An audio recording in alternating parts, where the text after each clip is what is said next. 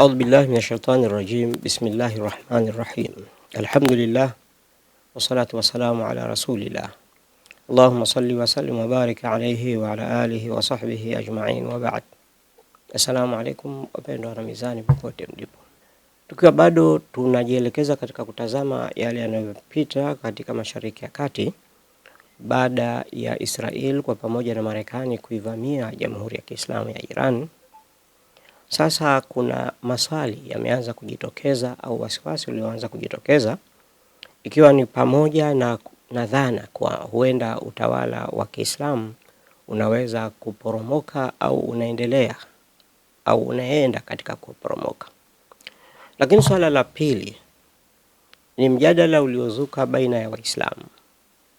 Wako baadhi ya wanaosema kuwa dola ya Iran ni dola ya Kiislamu, lakini Uislamu wenyewe ni madhehebu ya Shia. Lakini kadri tulivyofanya uchunguzi wetu tumekuta kuwa matamshi haya yanapatikana kutoka midomoni mwa watu ambao wamepandikizwa na Wayahudi wa Zayuni ili kuleta mgongano tofauti baina ya Waislamu ulioanzishwa na mpango ulioanzishwa na Netanyahu kwamba wanatengeneza muungano wa mataifa ya Kiislamu na yasiyokuwa ya Kiislamu kwa ajili ya kupambana na Uislamu. Sasa tutakuwa na taarifa hizo. Kwanza tutaangazia juu ya swala la kile kinachoendelea kufuatia vita vinavyoendelea kule Mashariki ya Kati. Vyombo vya habari venye mrengo wa kimagharibi, wachambuzi wa mambo ya kisiasa na wafuatiliaji wa vita vinavyoendelea baada ya Israel na Marekani kuivamia kwa mashambulizi Jamhuri ya Kiislamu ya Iran wameanza kupata matumaini au kujiuliza kama utawala wa Kiislamu unakaribia kudhoofika au unaelekea kuanguka. Wanapata tumaini kutokana na ukweli kuwa shabaha zinazolengwa na utawala wa Kizayuni na Marekani dhidi ya viongozi wenye ushawishi mkubwa ndani ya mfumo wa utawala wa Jamhuri ya Kiislamu na jeshi la walinzi wa mapinduzi ya Kiislamu zinalenga kwa usahihi kiasi kwamba inatia shaka juu ya uwezo wa vyombo vya ujasusi wa Iran kuendelea kuyalinda mapinduzi ya Kiislamu. Wasiwasi huu umeongezeka zaidi baada ya kamanda mkuu wa jeshi la Kiislamu la Iran, Luteni General Khatami, thibitisha mauaji ya kigaidi ya katibu mkuu wa Baraza Kuu la Usalama wa Taifa siku ya Jumanne Machi 17, ambapo utawala wa Kizayuni wa Israel ulitangaza kuwa kiongozi huyo au mlinzi wa mapinduzi huyo amefariki kwa kuuliwa. General Khatami, pamoja na kulaani kitendo hicho cha kigaidi na cha kihalifu kilichofanywa na utawala wa Kizayuni kwa ushirika na Marekani, alitoa hakikisho la kufa shahidi kwa Dr. Ali Larijani, aliyekuwa katibu mkuu wa Baraza Kuu la Usalama wa Taifa. Jeshi la Israeli lilikuwa la kwanza kutangaza kuwa afisa huyo mkuu wa usalama wa taifa wa Iran, Ali Larijani, na kiongozi wa Basiji, Gholam Reza Suleimani, waliuawa katika mashambulizi ya asubuhi ya Jumatatu. Hata hivyo, kamanda mkuu wa jeshi la Jamhuri ya Kiislamu ya Iran, General Khatami, amesisitiza mauaji hayo hayatopita kimya. Badala yake jeshi la Iran litatoa jibu kwa mauaji ya kigaidi ya kiongozi huyo na kuongeza kuwa litakuwa jibu sahihi na thabiti litakalowafanya wanahusika wajutie.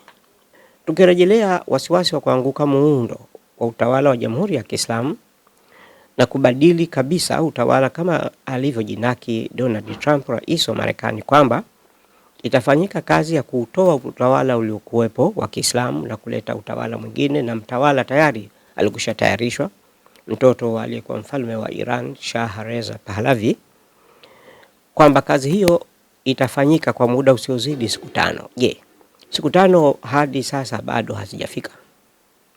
Tujiulize kwanza jambo hilo. Siku 5 alizosema Donald Trump na Netanyahu hadi hivi sasa bado hazijakamilika? Kwa hakika hadi kufikia mwaka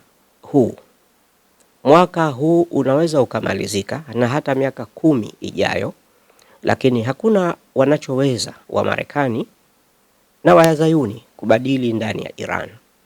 Badala yake wataondoka wakiwa wamefedheheka hali wakiwa wao ndio watakaoshuhudia zama zao za mwisho za uonezi na ubeberu na ukandamizaji kwa mataifa madogo. Siku takriban 20 sasa baada ya Marekani na Israeli kuanzisha mashambulizi dhidi ya Iran, mashambulizi yaliyomuua kiongozi mkuu wa taifa hilo Ayatollah Shahid Ali Khamenei, mwanzoni mwa uvamizi kabisa ilionekana kana kwamba kitovu cha madaraka ya Jamhuri ya Kiislamu kingekuwa kimeyumba vibaya kwa ghafla kuuliwa kiongozi mkuu. Hii ilikuwa ni matumaini ya Wayahudi na Wamarekani. Hata hivyo, kadri wiki 3 zinaanza sasa, inaonekana tathmini hiyo haiendani na hali halisi. Muundo wa madaraka wa Iran umeweza kushinda mshtuko wa awali uliotegemewa kuzusha maandamano na kupindua serikali, kama ambavyo Netanyahu na Donald Trump, rais wa Marekani, walivyokuwa wakitoa mwito kuwahimiza watu wa Iran waingie mitaani kukataa utawala. Kama tulivyosema awali kwamba badala yake wale waliokuwa wakipingana na serikali na wale waliokuwa wakiungana na serikali wote waliungana kwa pamoja, msiba ukawa ni wa wote. Badala ya madai ya Trump na Netanyahu kwamba watu wangesifanya maandamano kukataa serikali, badala yake maandamano hadi sasa yanaendelea kuunga mkono serikali na kumuunga mkono kiongozi mpya. Licha ya kupata mapigo ya kijeshi sehemu mbalimbali ndani ya Iran, jeshi la walinzi wa mapinduzi ya Kiislamu ya Iran IRGC linaendelea kufanya mashambulizi katika maeneo mbalimbali dhidi ya Marekani, Israel na baadhi ya mataifa ya Kiarabu. Wanategemea mfumo wa kamandi uliosambazwa na uliounganishwa vema.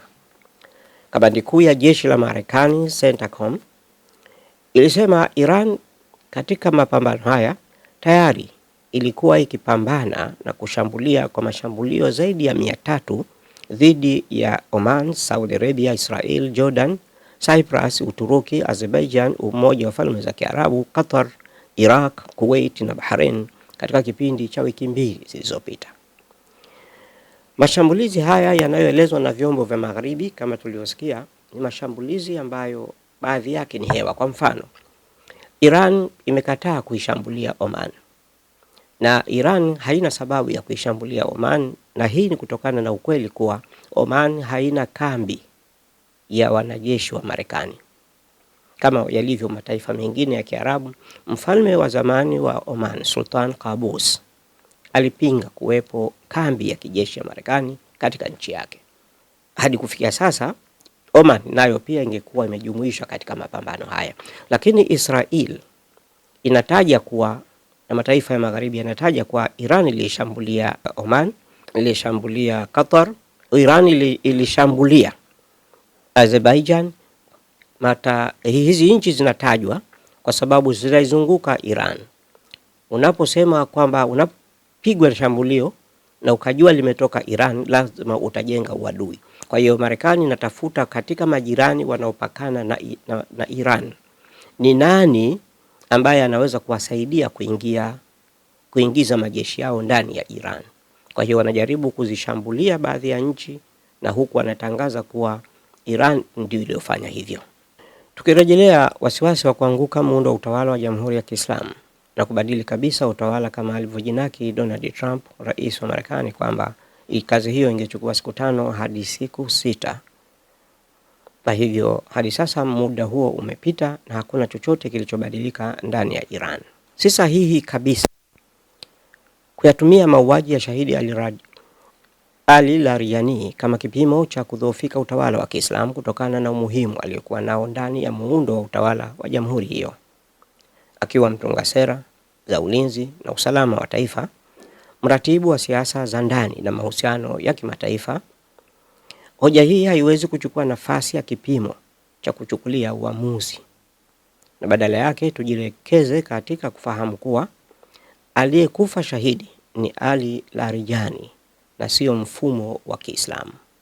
Lakini pia tusisahau kuwa kina Ali Larijani ni wengi na hawatoisha leo wala kesho.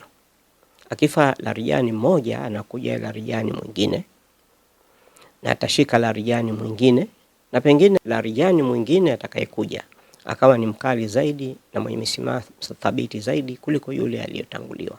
Maana huyu anayeshika nyuma anakuwa amejifunza zaidi kwa yule aliyemtangulia. Tunaweza kujiuliza kwa kifupi tu kwamba alipofariki muasisi wa Jamhuri ya Kiislamu ya Iran Ayatollah Ruhollah Khomeini, Jamhuri ya Kiislamu alikufa pamoja nayo? Alipofariki Imam Khomeini alikuja Khamenei.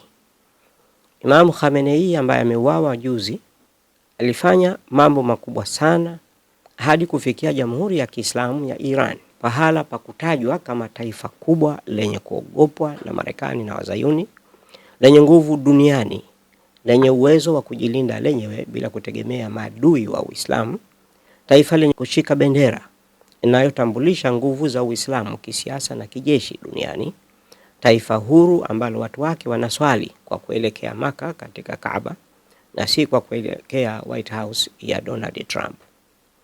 Je, tumesahau miaka miwili iliyopita ya Wamarekani na Wazayuni hawa wakiungwa mkono na vibaraka wao wa mataifa yote ya Magharibi walikusanya nguvu zao kwa pamoja ili kuondoa utawala wa Hamas pale Gaza nchini Palestina.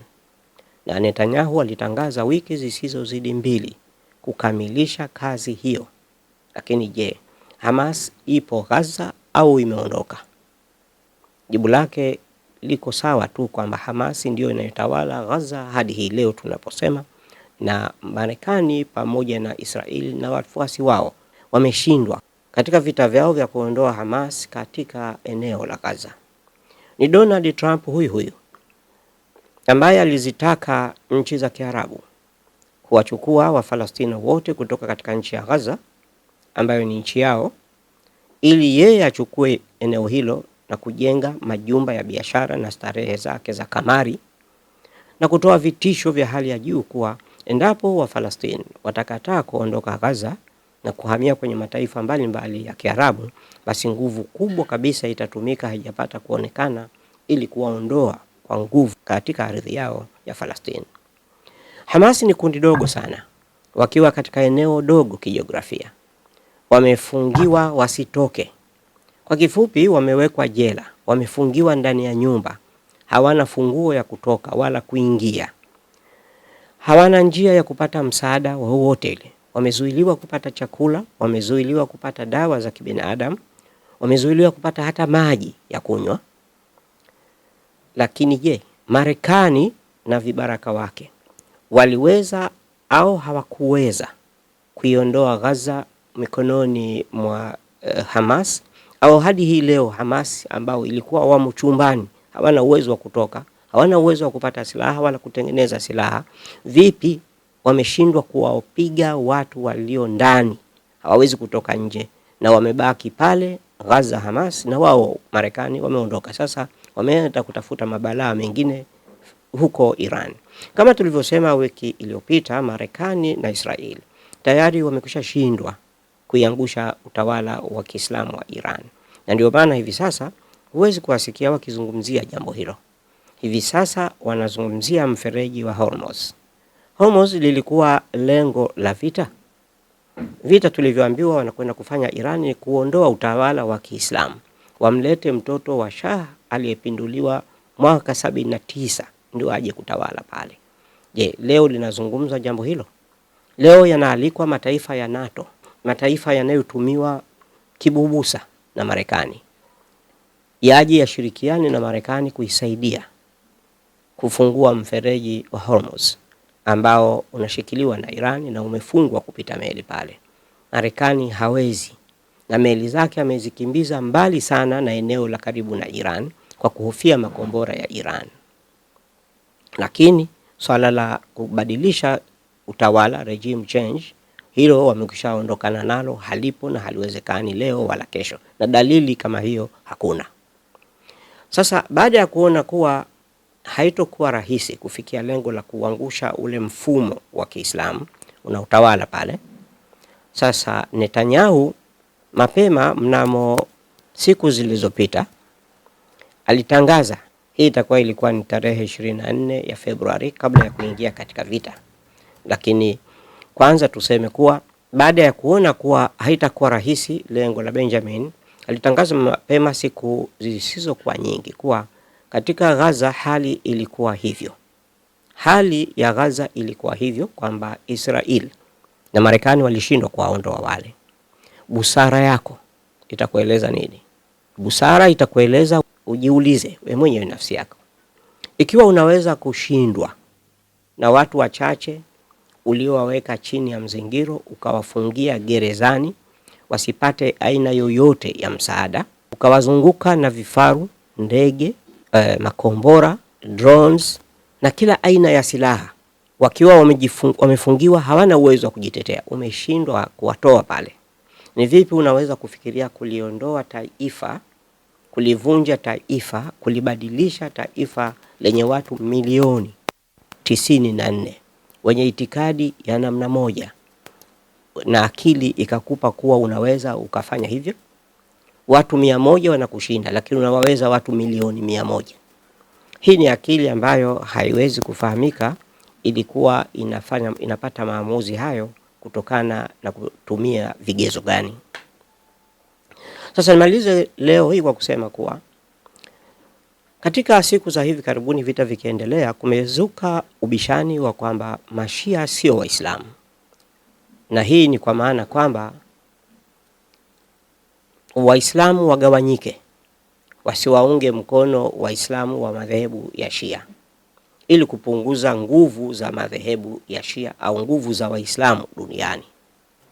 Kwanza ni vizuri watu wanaoeneza propaganda hizo wajitambue kwamba propaganda kama hiyo wao wanaitumikia Israel, wanawatumikia Wazayuni, kwa sababu waliyeleta fikra ya kuwagawa Waislamu.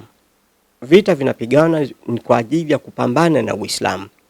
Hiyo ni shughuli ni jambo analolishughulikia nalo Netanyahu, na ilitangazwa rasmi katika vyombo vya habari mbalimbali mnamo Februari 24 mwaka huu 2026 kwamba Benjamin Netanyahu amesema kuna juhudi zinaendelea kufanywa za kuunda muungano wa kikanda wa kukabiliana na mihimili ya Sunni na Shia. Hii ni kauli ya Netanyahu, na kwa mujibu wa chombo cha habari cha Bloomberg, Netanyahu alitoa matamshi hayo katika mkutano wa baraza lake la mawaziri kabla ya ziara ya waziri mkuu wa India Narendra Modi aliyoifanya pale Israel mnamo mwezi wa Februari. Kisha Netanyahu akaendelea kusema kuwa wazo la kupambana na Waislamu au Uislamu ni wazo ambalo linaungwa mkono na India, na watu wenye kufuatilia vyombo vya habari wanafahamu ni namna gani serikali ya India chini ya Narendra Modi waziri mkuu inavyowafanya Waislamu, inavyowaua Waislamu kule India. Lakini vile vile kuna nchi za Kiarabu, anasema Netanyahu, kuna nchi za Kiarabu ambazo zitashirikiana na Netanyahu kwa ajili ya kuwagawa Waislamu wa Sunni na Shia. Ugiriki itashiriki, Cyprus itashiriki na nchi nyingine za Asia. Haya ni maneno ya Netanyahu.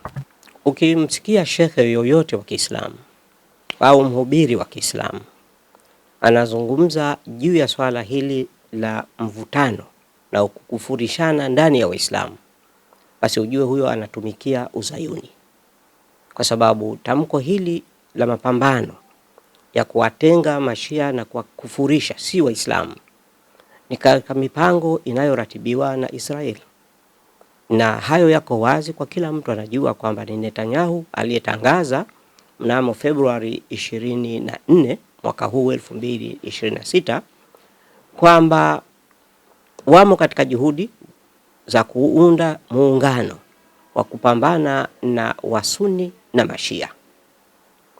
Anasema kwamba Netanyahu alidai kuwa kuna nchi zenye mtazamo mmoja kama ulivyo yeye, ambazo nchi hizo ni katika Waislamu, ni katika nchi za Kiislamu na zisizokuwa za Kiislamu, na akathibitisha kwamba nchi za Kiarabu zitashiriki katika jambo hilo. Hakuna mtu yeyote ambaye ana hati miliki ya Uislamu anayeweza kadai kuwa fulani si Muislamu, Muislamu ni yeye. Hakuna kikundi chochote kinachoweza kufanya kazi hiyo isipokuwa kikundi cha mawahabi. Huyu doktor aliyekuwa akitoa maelezo hayo na kuthibitisha kana kwamba anatoa sasa yeye hukumu kwamba huyu ndio Muislamu na ndio huyu si Muislamu, na inaonyesha kwamba huyu mwisho wa siku atachagua pia watu watakao kwenda motoni na watu watakao kwenda katika jehanamu ambayo wanayo wao na wanaimiliki wao. Kwa hiyo tusiingie katika huu mtego uliotegwa na Wazayuni. Tutalizungumza hili jambo linalopelekea Waislamu na ni nani Muislamu. Lakini swala lililopo mbele yetu si habari ya madhehebu, ni habari ya Uislamu. Tukiwa tutawafuata hawa wanaojaribu kujenga hoja ya kukufurishana, tutakuwa tumeingia katika mtego wa Wazayuni na wa Marekani ambao wanataka sana na kutamani waone huo mfarakano, huo utengano, ili wao waweze kupata watu miongoni mwetu watakaowatumia kama wanavyowatumia hawa mawahabi kusema kwamba mashia ni makafiri. Na mtamuona kwenye mitandao hii anasema wazi, na hayo ni maneno ya Mayahudi Mazayuni, na wala si mambo yanayoweza kutamkwa na mtu ambaye ni Muislamu na mwenye kujua Uislamu. Ninyi mmesoma Saudi Arabia, wewe uko Tanzania au Kenya. Kenya na Tanzania iungane kwa pamoja, inaweza kupeleka hata robo ya watu wanaokwenda Maka kutoka Iran.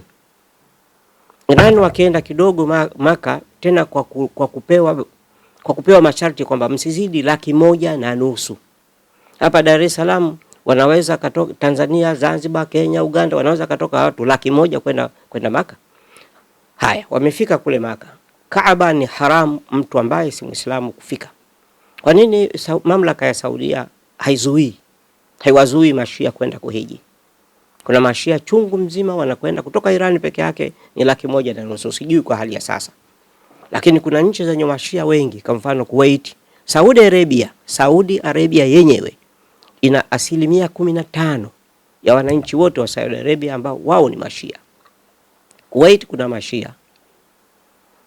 kuna mashia. Bahrain takriban 1% kubwa ya watu wa Bahrain wote ni mashia. India, Pakistan, kote huko kuna mashia. Sasa kwa nini hawa wanakwenda wote Maka, na ilhali nyinyi mmesoma huko Saudia na mnajua kwamba mashia ni makafiri, lakini mnawaona wanakuja vipi? Wanaachi Saudia inawakufundisheni nyinyi, kama ni kweli mnafundishwa hivyo. Saudia inakufundisheni nyinyi kwamba wale ni makafiri, unakuja kutuambia sisi, lakini wao wanawakumbatia. Kuna wakati nimeona wamekwenda Maka mfalme wa Saudi Arabia Malik Abdullah, mfalme Sultan wa Oman Qaboos, na rais wa Iran Ahmadinejad, walikuwa pamoja Maka wanahiji. Wote hawa Malik Abdullah wa Saudia alikuwa anahiji pamoja na makafiri, amewapeleka yeye mwenyewe kwa mkono wake, kawapeleka katika Baitul Haram. Manake mawahabi mashia ni makafiri, maibadhi ni makafiri, Waislamu ni mawahabi tu. Huu ni wakati wa kuungana na kufweka dua na kuweka katika swala zetu zote kufanya kunuti, kuiombea Iran iibuke na ushindi ambao tayari imeelekea kuupata. Na pia ni vizuri kujua, pamoja na kwamba mnaendeleza fitna ya kwamba Waislamu wakae katika mjadala wa kujadili wale ni Waislamu au si Waislamu, hakuna Muislamu yoyote awe ni wa Sunni au wa madhehebu yoyote ambayo Irani inamhitaji. Hakuna Mwarabu yoyote ambaye anamiliki dola, iwe ni Saudia na nchi nyingine yoyote, ambayo Irani inahitaji msaada katika mapambano yake. Irani inapambana peke yake na hahitaji msaada wenu. Lakini sisi kwa wajibu wetu ni kuwasaidia watu ambao ni Waislamu wenzetu. Lakini mbali na hayo, Uislamu unakataza kumtenga mtu na kumwacha katika dhiki mtu yoyote. Maadamu ni binadamu ni lazima asaidiwe. Hata kama taifa la Iran wangekuwa wao si Waislamu, ni Wakristo, ni Mafursi wa zamani wa kuabudu moto, wakidhulumiwa, kazi ya Waislamu ni kwenda kumuokoa yule anayedhulumiwa. Hatujui Uwahabi unatafsirije mafunzo ya Uislamu. Chuki imekuwa mbele zaidi kuliko imani. Haya matangazo tazameni katika mitandao, mtu utakayemuona anasema kwamba mashia ni makafiri, akiwa na maana kwamba wasipate usaidizi kutoka kwa Waislamu wenzao, basi tambua kwamba huyo ni mtumishi analipwa na kampuni ya Netanyahu. Netanyahu ndio mwenye maneno hayo na ndiye anayeunda muungano huo wa kuchafua Waislamu duniani wasiwe na mapatano ili nguvu zao zisije zikaimarika. Angalia hii leo, Marekani taifa kubwa zaidi kuliko yote duniani kiuchumi, kiulinzi na kadhalika. Leo wamekusanya nguvu zao zote. Pale katika nchi za Kiarabu kulikuwa kuna wanajeshi wa Marekani wapatao 40,000. Wakati analeta zile meli nyingine kutoka kule Marekani, Abraham Lincoln na nadhani na Gerald Ford au nani meli nyingine, ilikuja meli hizi zilikuja na wanajeshi 35,000 na 40 wanakuwa 45, wanakuwa 75. Kutoka Japan wanakuja wanajeshi 5,000. Hawa 40,000 wa pale Uarabuni kwenye hizi nchi zilizopigwa na Iran. Hawa 40 wameshindwaje kwenda kuishinda Iran, lakini waje 5,000 watakuja kuleta mabadiliko gani?